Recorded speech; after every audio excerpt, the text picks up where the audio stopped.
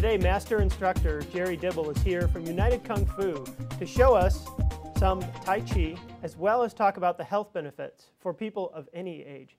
Jerry, thanks for joining us today. Well, hi, Scott. Thanks a lot for having me on your show. It's our pleasure. I really pleasure. appreciate it.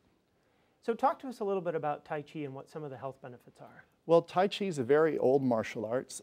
And hey, you know what? Let's do some movement. All right. Let's do some movement while we're talking, because we can talk. And so we're going to get, the first thing we're going to do is get in a horse position, which this makes a good loosen up idea. Just sitting like this. You know, in the old days, the infantry would stand in this position for a long, long time. And the people that could move the best from this position, they gave them a horse. And that was like having an F-16 fighter jet. So you learn to really get down into this horse position and hold it for long periods of times and hold bricks and stuff, half an hour and so on. We don't start people off there, you know. But with the Tai Chi, we start with the slower movement, rocking back and opening the foot on this side on the heel, and then shifting the weight to the other side. So see how I'm still open in the hips, and then turn the back foot on the ball of the foot. And then you keep the body straight and the eyes are up.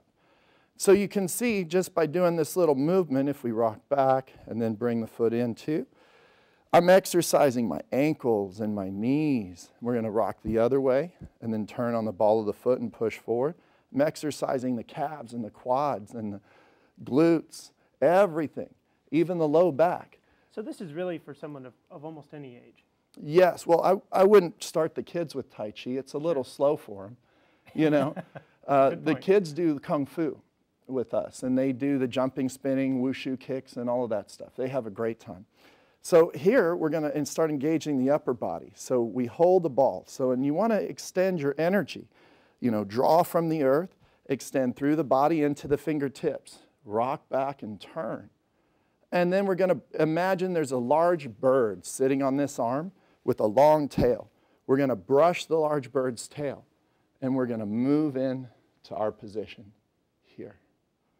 Then we're going to rock back, hold the ball, right hand's on top, then rock to the other side, and do the same thing. Brush the large bird's tail, just like that. And there's our Tai Chi movement for the day. Excellent. So generally in the martial arts, they have poems or poetry that go with the different movements. Mm-hmm. And so instead of memorizing a movement is turn this foot, then straighten the spine, then do the thing, and then rock the thing, and then this pushes down, then this goes, and this about, you know, you sure, can't get absolutely. it. So they make a big poem for everything. And I really like that because it gives you a mnemonic device that you can grab onto in your training. Great. So one of the things that's available to people are videos and things that they can find on TV.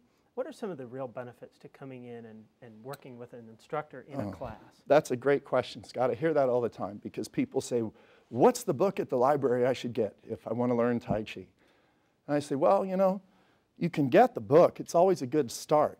But really to learn something, anything, you need three things. You need the community, you need the information, and you need the teacher. I mean, they figured this out a long time ago. I mean, look at college, the way academia is set up. You have a teacher giving information, you have your textbooks which have the information, you have the culture or community that supports the learning process. Without those three things, it's very difficult generally to learn on your own. People end up with all sorts of misalignments and the breathing's off or the tongue position and so on, things that you wouldn't think about that might not be in a book, you know, because it's probably too much information to put in a book. So I would always recommend, especially with any kind of physical movement, that you get a teacher so you stay safe, most importantly. Excellent. Thanks for joining us today and for showing me a few moves. We appreciate that you took the time to be with us on the show today, Oh, Jerry. thanks again for having me, Scott. Thank you very much. Thanks.